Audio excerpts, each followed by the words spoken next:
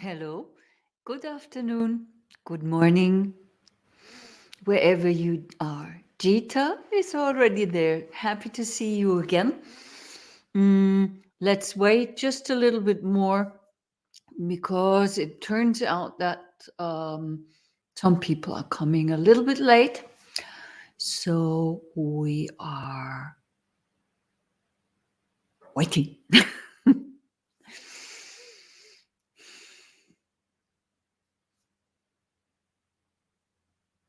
We don't wait. We can just a little bit observe the breath.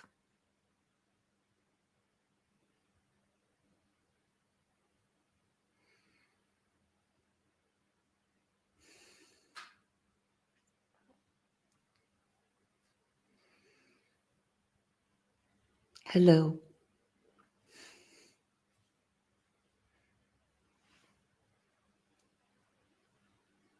Yeah.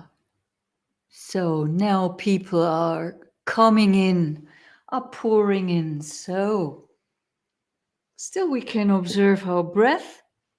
We can always do. Since we're talking about practice, this is one very, very beneficial thing that we can do. But that's not topic of today. Topic of today is another thing.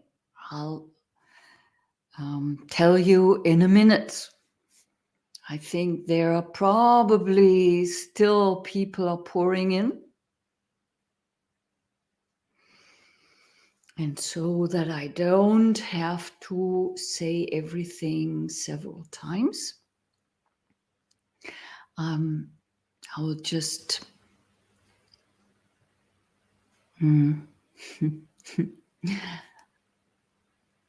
I will just wait and hang in a little bit longer. Good morning, Buddharuchi. Good morning, John and Jayanta and Cheetah. So nice to see you every Wednesday. It seems that there is a group that is, say, almost always coming together Wednesday afternoons, or for you Wednesday mornings, I think. So the topic of today, I thought, would be that we talk about tortoises. There are some very great suttas, very, very beautiful suttas in the Samyutta Nikaya with brilliant, as always is when it comes from the Buddha, but these are really brilliant as well, similes of tortoises, and found in the Samyutta Nikaya. And the first I'm going to read is in verses. And the second is in the Salayatana Samyutta. I'll mention the names and the numbers of the suttas before I read them. I greet those who dropped in now and say it again. We're talking about tortoises. I hope that I'm pronouncing it correctly.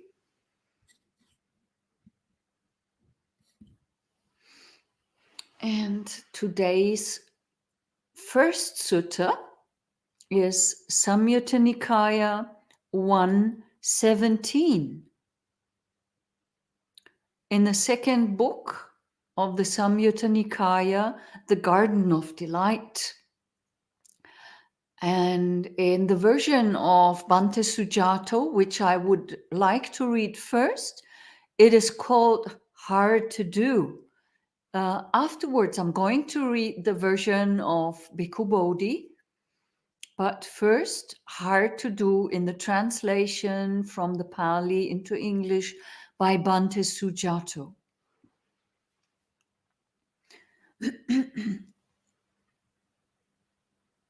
Hard to do, hard to endure is the ascetic life for the inept, for it has many narrow passes where the fool founders. How many days could an ascetic live without controlling the mind? They'd founder with each step under the sway of thoughts. A mendicant should collect their thought as a tortoise draws its limbs into its shell, independent, not disturbing others, quenched. They wouldn't blame anyone.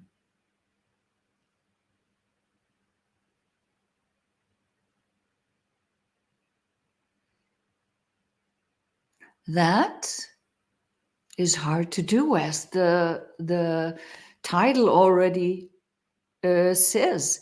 And in the version of Bhikkhu Bodhi reads, it's the same number, of course, although sometimes it's numbered quite differently and you find it 2-7, but this is also Samyutta Nikaya 1.17. And here Bhikkhu Bodhi translates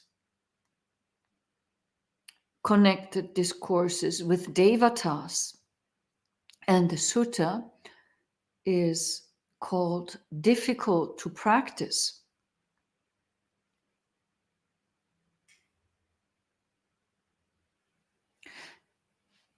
The ascetic life is hard to practice and hard for the inept to endure. For many are the obstructions there in which the fool founders. How many days can one practice the ascetic life if one does not reign in one's mind? One would founder which with each step under the control of one's intentions, drawing in the mind's thoughts as the tortoise draws its limbs into its shell, independent, not harassing others, fully quenched. A bhikkhu would not blame anyone.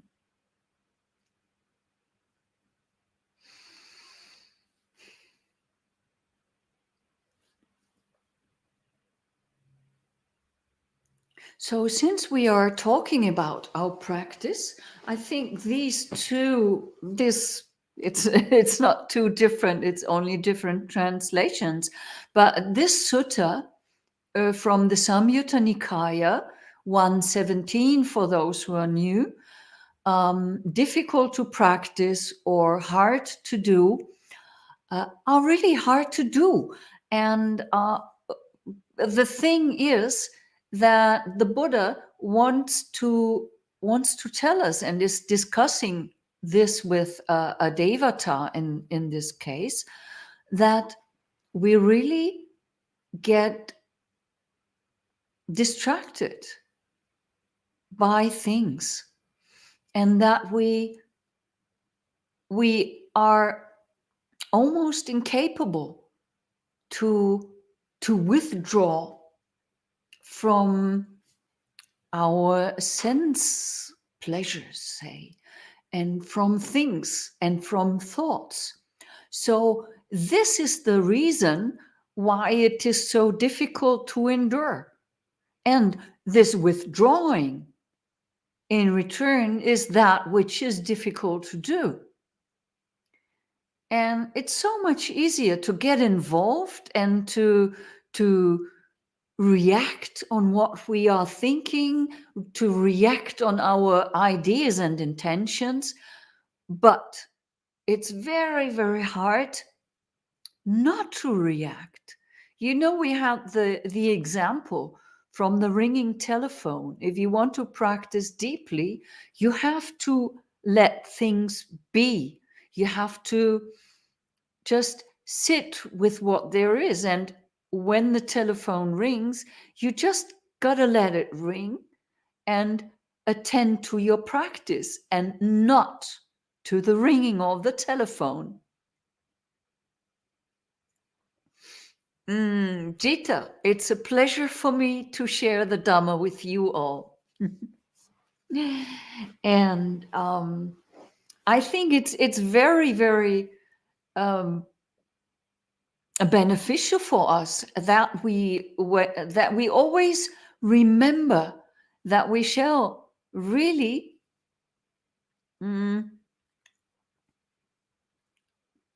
stick with the practice. And this simile of the tortoise, which a sutta that I'm going to read soon is explaining a little bit further what it means. This is such a brilliant simile, and it's so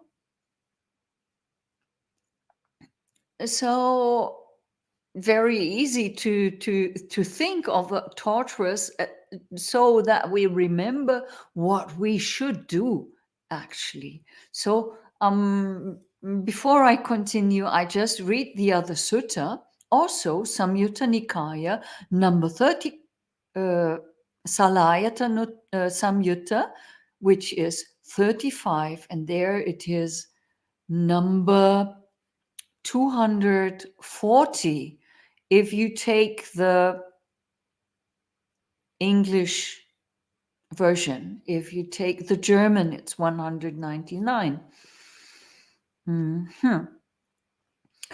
It's in the book of the similes of the vipers, which is the entire chapter is wonderful. And this is called the simile of the tortoise.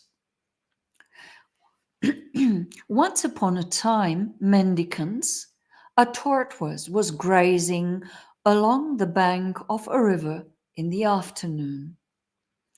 At the same time, a jackal was also hunting along the river bank.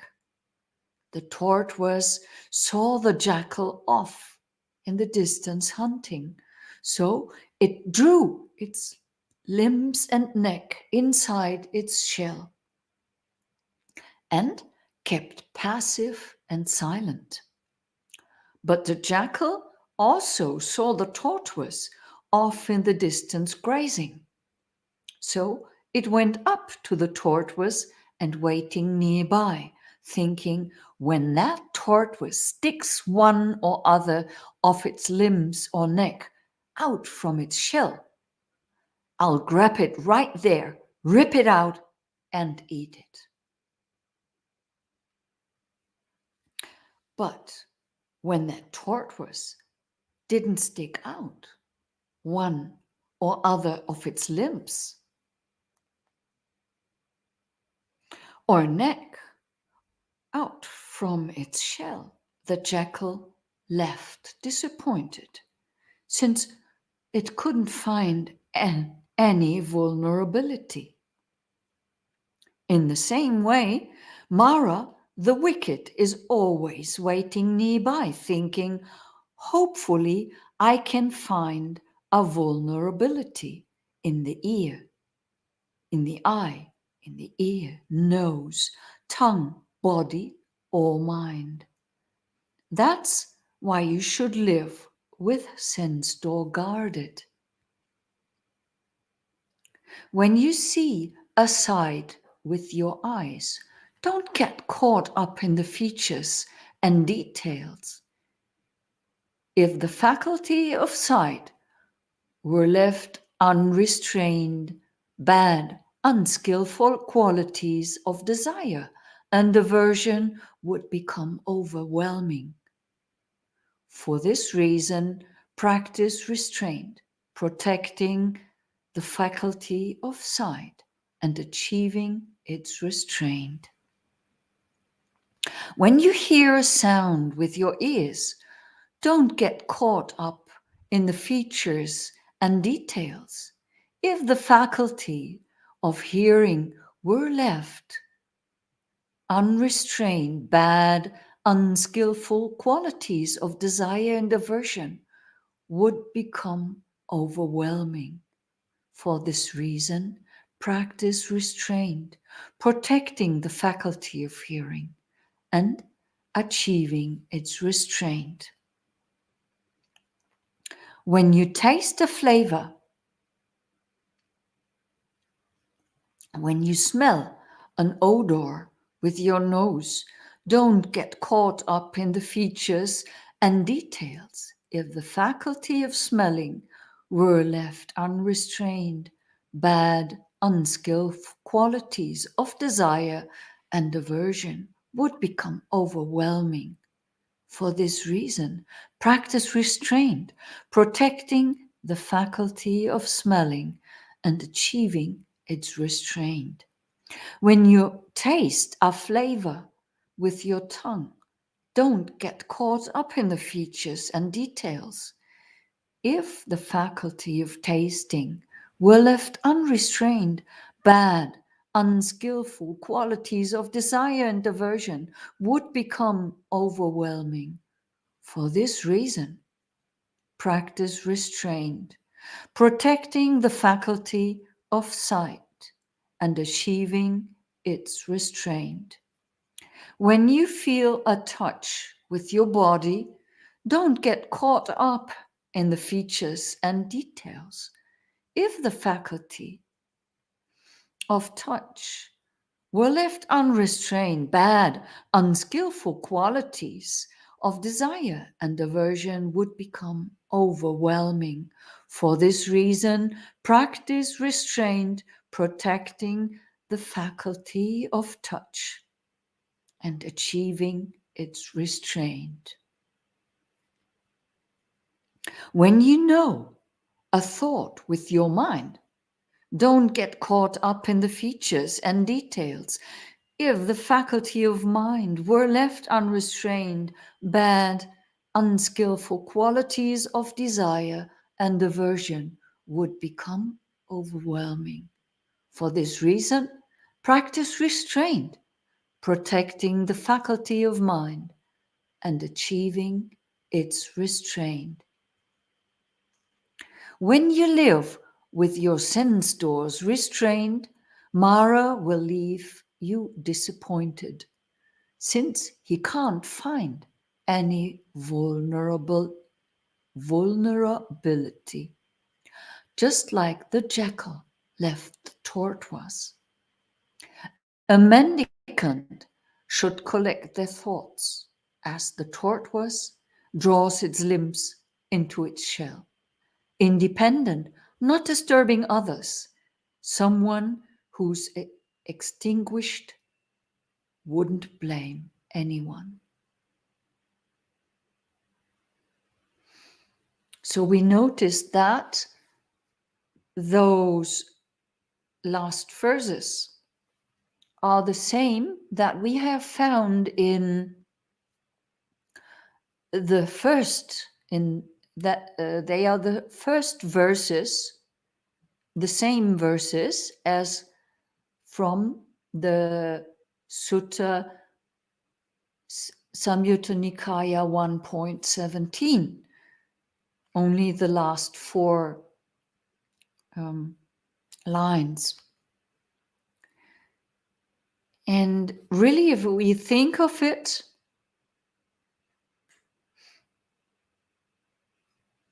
when we go through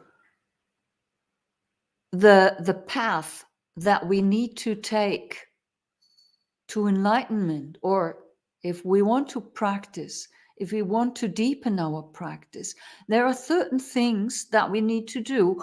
And it starts always with, well, we find that the household life is narrow and dusty, for example, as it is said in the suttas. Then we go forth, and that is either we go into our room where we practice, or that is that we go into a retreat center, or we go and become a monk or a nun, whatever. There are moments or lifetimes that we spend practicing, and where we find that we need to practice more and that we need to deepen what we started. So this then leads us to keep the sila, for example. That would be the next step according to the suttas. And then after we have done that, or while we are doing this, we also guard our sense doors, which one supports the other. Our sila supports certainly that we can close our mind doors or our sense doors. I mean, and when we close our sense doors, that of course will help us with the silas. If we have the mind, the sense doors closed, nothing can be a temptation for us. Or if there is a temptation, then we would know this is a temptation. This is knocking at one of my senses, at one of my sense doors, and I just leave it there. So this certainly will help on with our daily practice. And this simile of the tortoise is just there to help us. Is just there for us. It's a brilliant reminder, because think of think of a tortoise. The senses, our six senses, are the six limbs and the neck, or the limbs and the necks of the tortoise.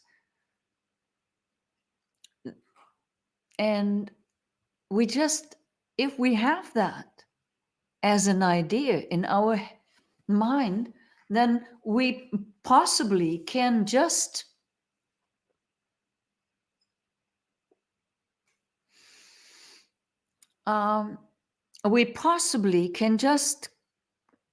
remember when something is triggering us. You know, this word triggering is now very common and very, very much used, and things are triggering us, which just means something knocked at our sense door, if you want to put it in Abhidhamma terms, and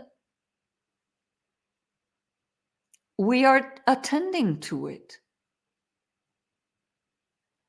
And because we didn't have our sense doors closed. So when we think of that simile and something knocks on your doors, on our sense doors, like when the telephone rings, then we just withdraw our hearing faculty.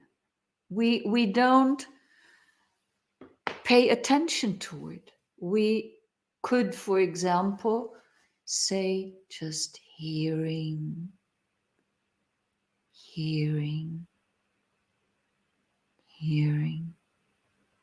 And this really works. If you really are fully with the hearing, and there is a sound, and you say, hearing,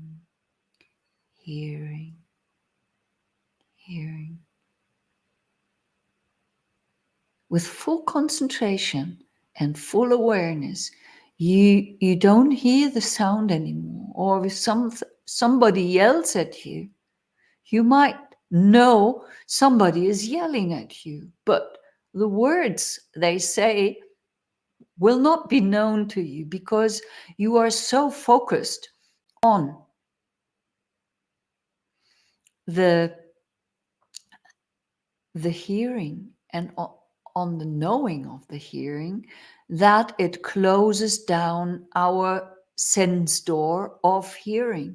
And this is what we really have to do when we want to have the sense doors closed.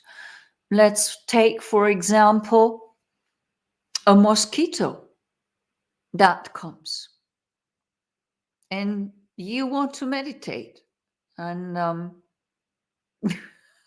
and say you sit in Thailand in the forest and there are plenty of mosquitoes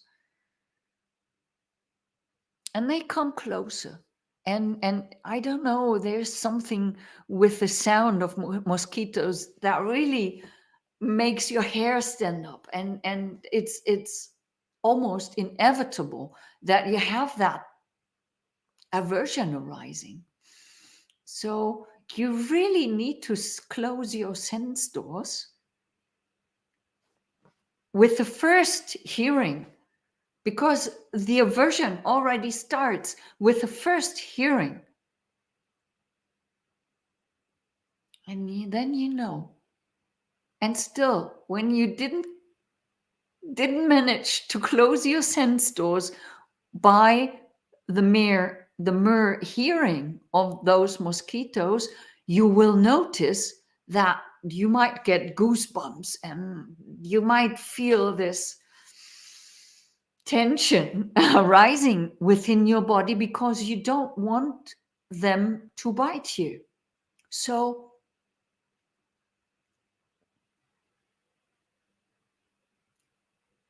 the next thing that you would need to name would be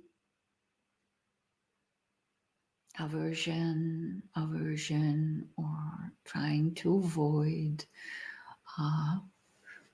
disliking, and then even anger comes up. And the faster you are with naming these things, the stronger your sense doors are being closed.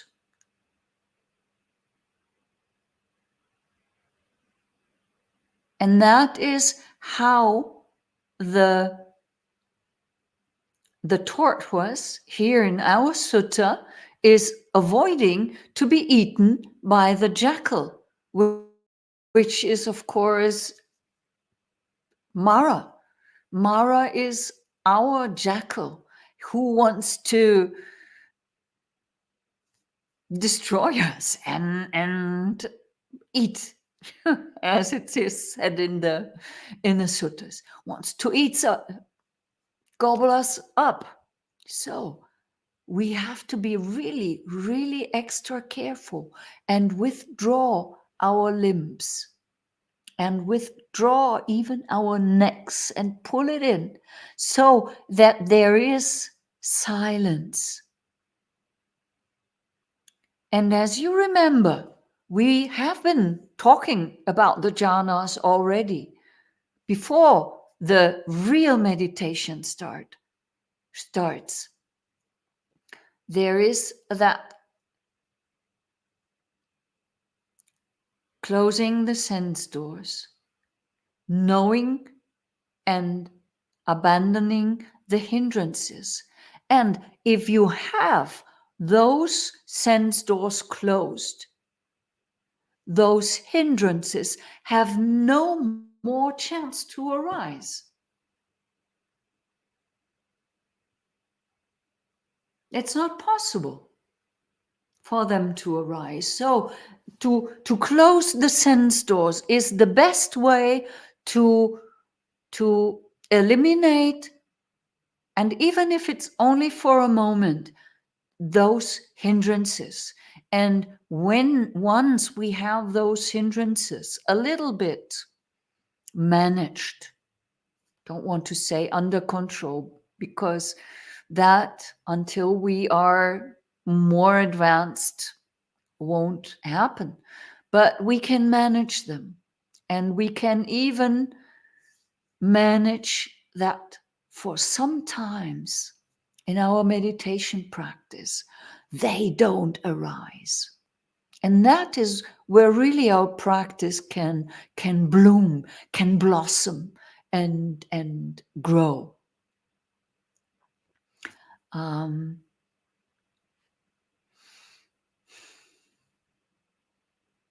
So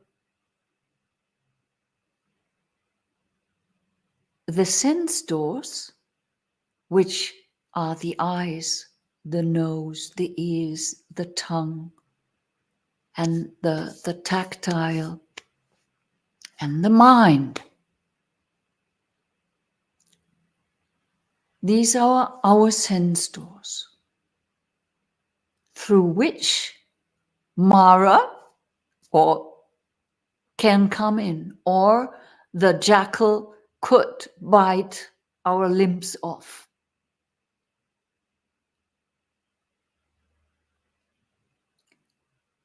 And I think the important thing here is to know that a tortoise withdraws its limbs in case of emergency by nature, and that we should do also. When we want to practice and we want to deepen our practice, it's really important that we develop kind of the nature in our hearts, that we develop the tendency to withdraw. So usually we have the tendency, and when somebody yells at us, we get angry and want to yell back or beat or whatever, something like that. But if we are capable of changing that and make our mind so that when somebody yells at us, we by nature, by default, react with loving kindness, then we are on a safe side already. And until that day, until it comes to this, we need to be really, really careful. And in our daily life, train by naming things, by seeing things and naming just what arises, just so that we know what is going on. And thus we can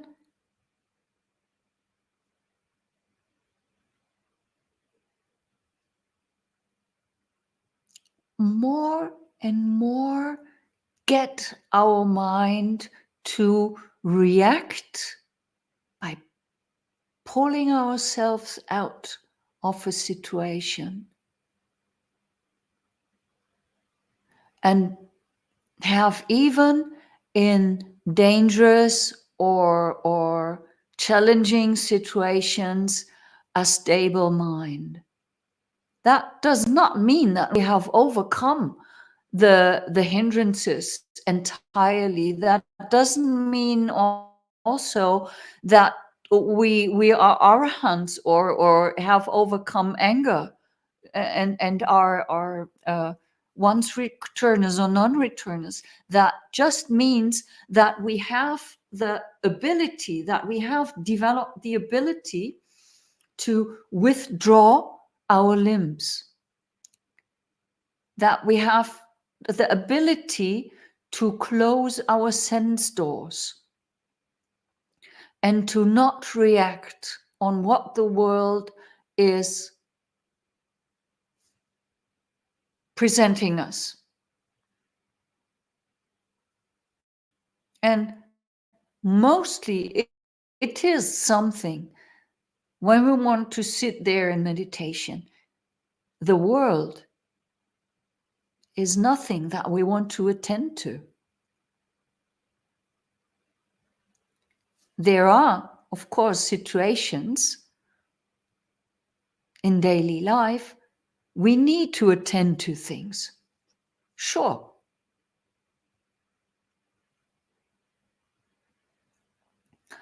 But when you are in meditation, you don't.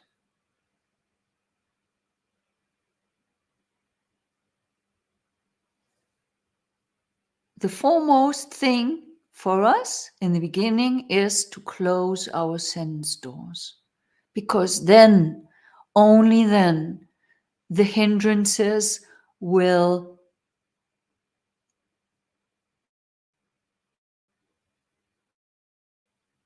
silence down, will fade away, will leave us alone. As the jackal left the tortoise and didn't eat it because it was disappointed. But as soon as one limb sticks out, there would be the possibility that the jackal comes and grabs, and then the tortoise is lost. And so are we as meditation practitioners then lost. Once we give the slightest limb to Mara, we're lost. Maybe only in this moment, maybe only in this situation, in this meditation, but maybe, who knows, that's our last one. We don't know. So better we take good care that in that moment we withdraw our limbs and become, as it is said in the sutta, silent. And then there is no more vulnerability. The word is really, really difficult to pronounce for me.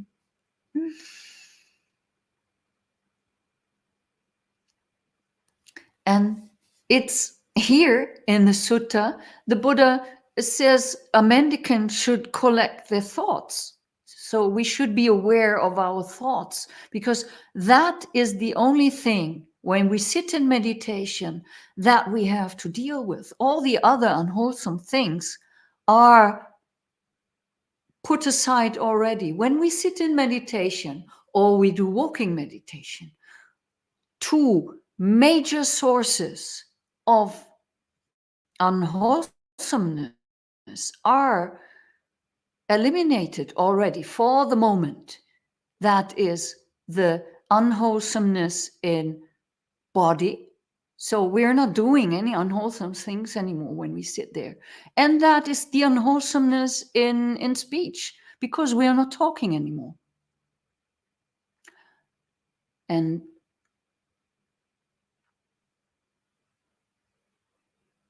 the mind, the unwholesome thoughts, are the last thing that we have to deal with when we sit there in meditation.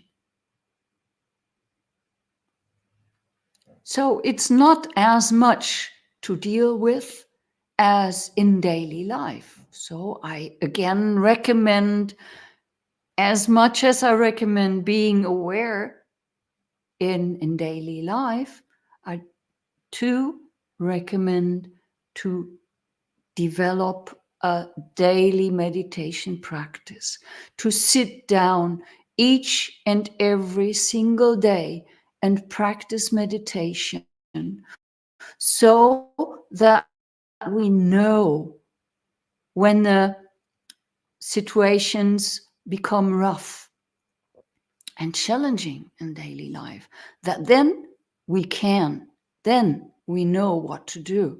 We know how to deal with.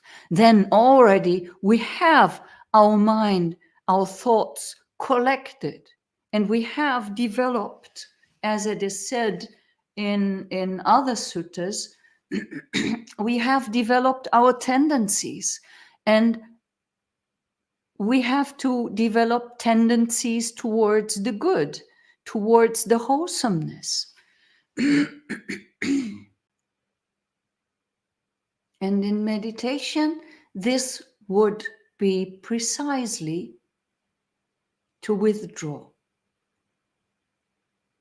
Sit there, and not, of course, physically, but I love the simile so much that I tend to also do it when I'm talking about it. So, and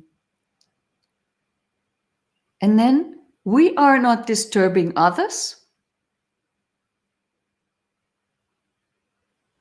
and we wouldn't blame anyone. And this clearly indicates that the Buddha was talking to bhikkhus who always got involved and were thinking about others and found fault within others. This is nowadays very, very common and often done, to find fault in others. But when you withdraw, you wouldn't. If somebody says something unwholesome, as I said earlier, if someone yells at you and blames you, and you say, hearing, hearing, hearing, you can withdraw so much that you really wouldn't know what has been said. Let me see, Venerable.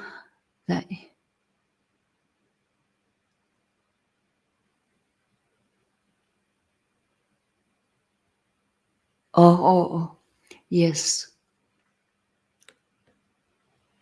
Here. Charsley, Venerable. I would think that should say thank you for your compassion and wisdom. Can you speak more on how formal meditation can cultivate renunciation and letting go or letting be in daily life? Yes, can do. Love to. This is my favorite.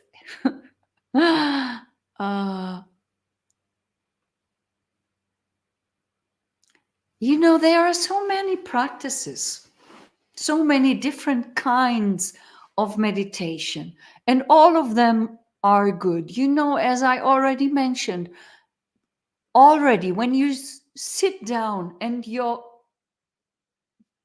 butt is touching the meditation cushion, you already are leaving behind, putting aside two of the major sources of unwholesomeness. You can't do anything unwholesome in body because you're just sitting there with the legs crossed. And you don't do anything unwholesome in speech because you're silent. So there is only the mind. And when we remember the first verse of the Dhammapada, then we know there it is stated the mind is the forerunner. Manu Pubhangama Dhamma. So the mind is the forerunner. In daily life, we have to deal with so many things that it is very difficult to always know what is going on in our minds. That is why I emphasize so much to practice meditation really on a sitting and walking, so that we can cultivate the mind. I stated it earlier in one of my talks that for me, meditation is mental hygiene. And you wouldn't go out stinking. You wouldn't go out when you know you stink without taking a shower or washing the stinking parts. You wouldn't go out without brushing your teeth, knowing that you have your teeth full of stuff. So you have a hygiene, no? For your body, because you think you can't present yourself to the others, to the world, thus stinking and dirty. So you clean yourself. And the same we must do with our mind. We must do mental hygiene. Because when our mind is stinking, it really stinks sometimes when we have evil, unwholesome thoughts. And our thoughts are like rubbish, like really smelly, stinking rubbish. And that we throw on others, you know? And we should learn to care for that and to develop a mental hygiene. And how we do that depends very, very much on how we do, on what we need and how we are and what we learned so far already and our challenges also. You know, somebody who has a strong concentration already should train awareness. I know a woman, she has an enormous, but really enormous concentration. And she loves to practice concentration meditation because that's good. She knows, and it's easy for her. But it's not easy for her to develop insight because she straight goes into the jhana. But she comes out and is angry again. And she can't, although she knows jhanas and can go straight in. She has anger issues because she can't deal with it. Because her awareness is not strong enough. So she can suppress the anger for a moment because she has a high concentration, but she should know what is going on in her mind and train to see earlier, before the anger started, and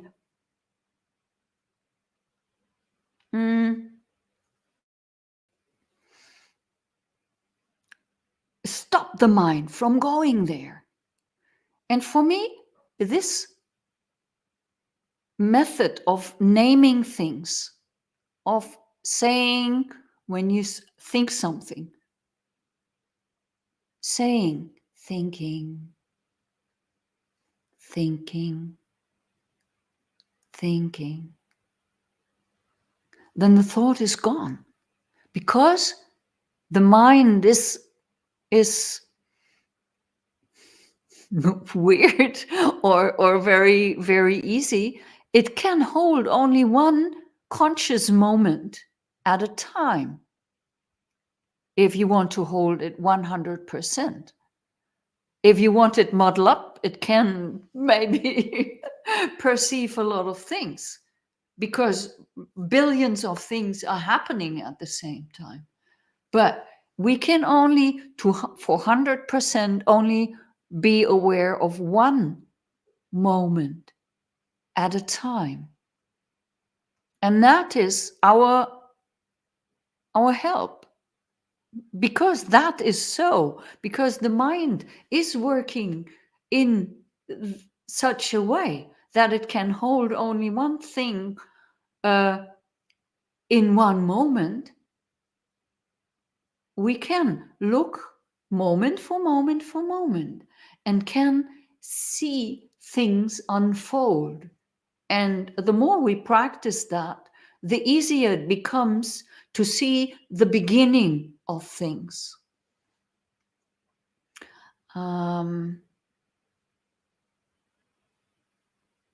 So for me, a formal meditation, even though it is observing the breath, which is kaya nupassana, or only concentration meditation, you should try first to close the sense doors and try to become still. Now here, let me see, can I close that?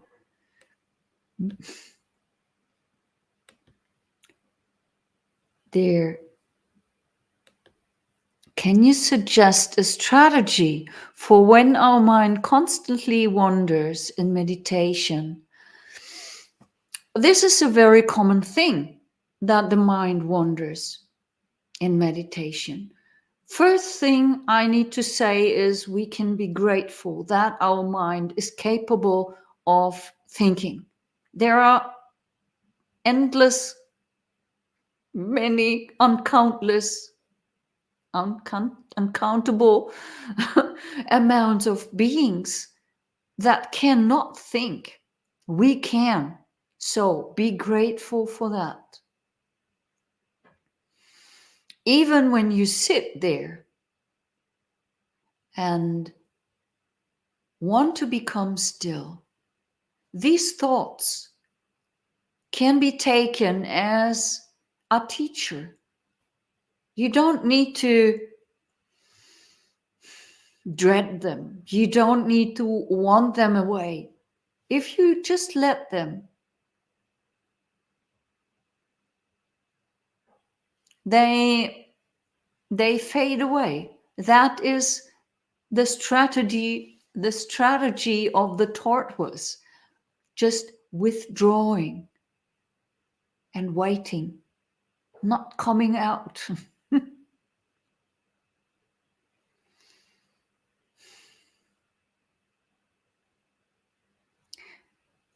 For one, I think you need, for example, a focus on a breath. We, in our meditation practice, do the rising and falling of the abdomen. And then when we have done that for some time, we add the sitting. So we know sitting, and we name these things. We say in our mind, rising, when we breathe in, because the abdomen is either rising in that direction or back and forth. So falling is when you breathe out, the abdomen falls back. Rising, falling, sitting. And because I said the mind can hold only one thing at a time, already when you do only this, which can develop into a very, very strong concentration meditation, then you replace thoughts that might arise with the words rising, falling, sitting.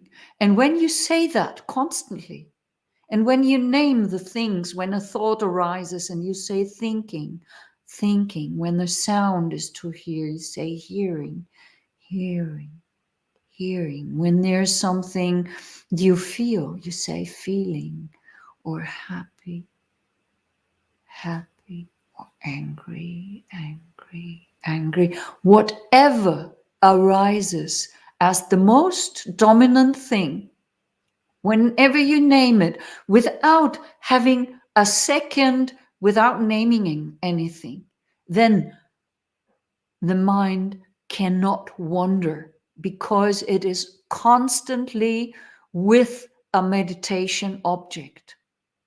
And you can train the mind that it is attending to some object.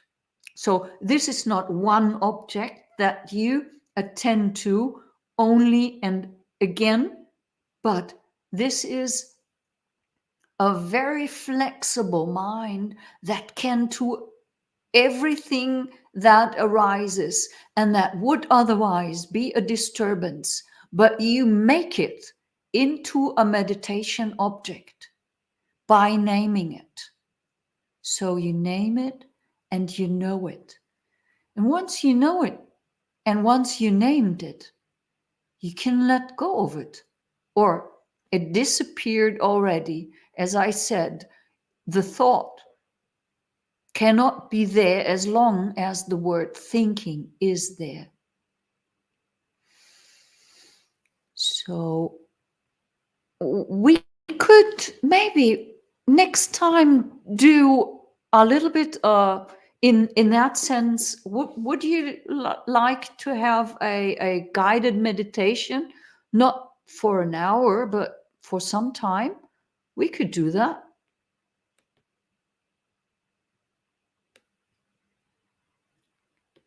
Yeah, let's see. Haven't.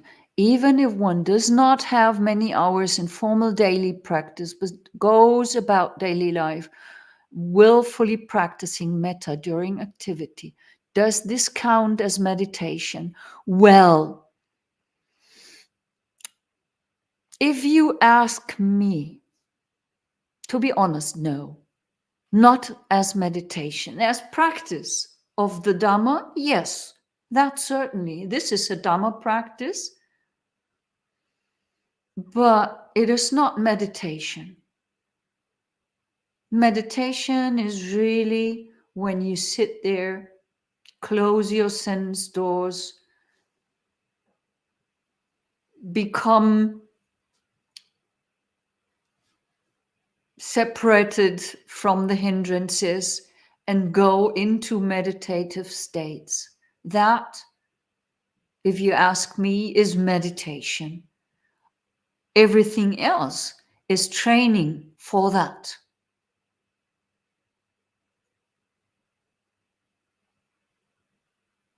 It's a training. It's important to do. It's certainly very, very important to do. But if you take the word meditation,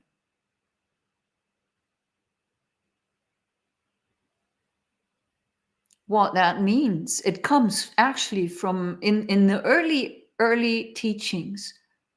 The word for meditation is jhana.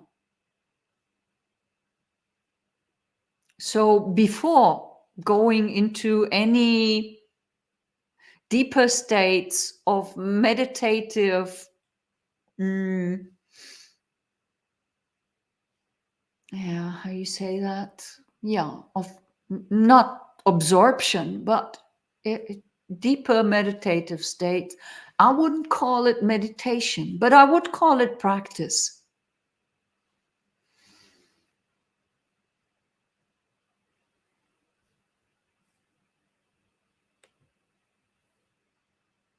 What is there? Ayyā, not grasping at signs and features of senses. When this comes to the mind, it is strictly thoughts, intentions. What about other mental? Oh, yes, Dan, that also. This is just because I was, you weren't there yet, but I was reading the Samyutta Nikaya, two similes of the Tortoises, Samyutta Nikaya 1.17, hard to do, or in the translation of Bhikkhu Bodhi, hard to practice.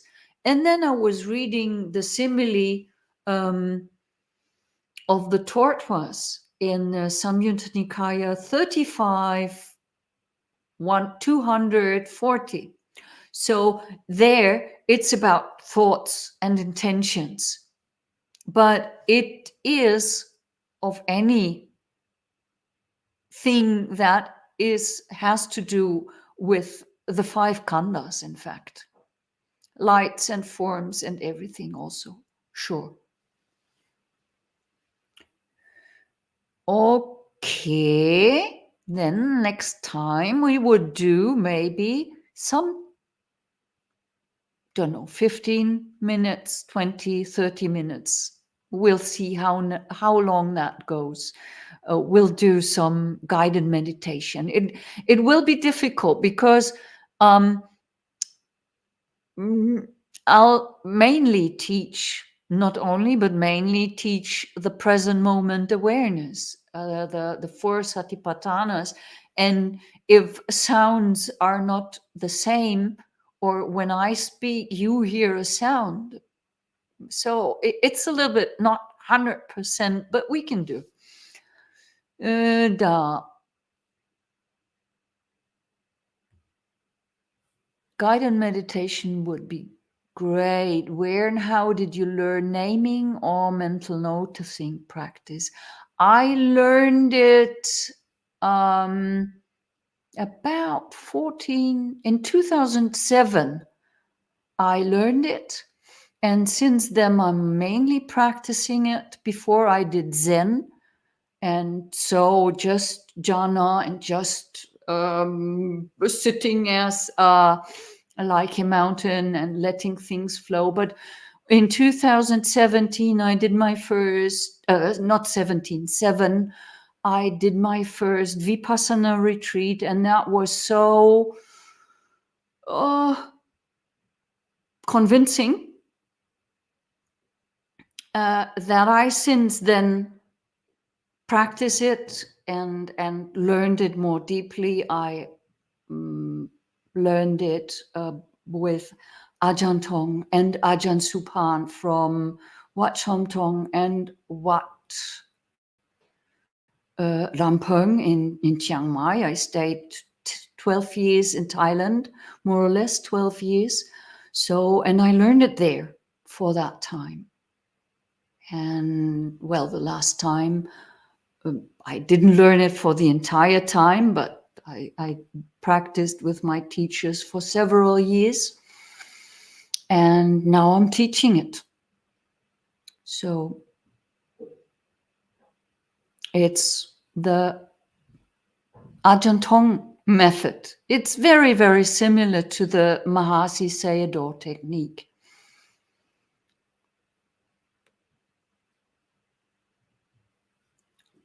Also can do guided metta meditation, can do sometimes. Of course we can. But I have to say, now we're over time already, but just want to mention, if you really are aware of the present moment and you have your heart straight, you are not some kind of that those 5% of humanity who can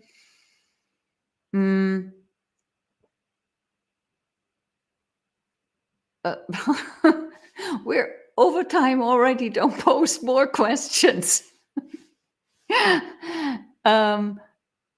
So if you are not one of those 5% people who don't have any empathy within themselves, then you develop metta, loving kindness, just by being aware. But I might remind me to speak about that next time. And sociopathic, maybe that's the word. Thank you for that. Okay. And yes, it is possible to attain jhana in lay life. That is for sure. but you probably need to sit down and meditate for that.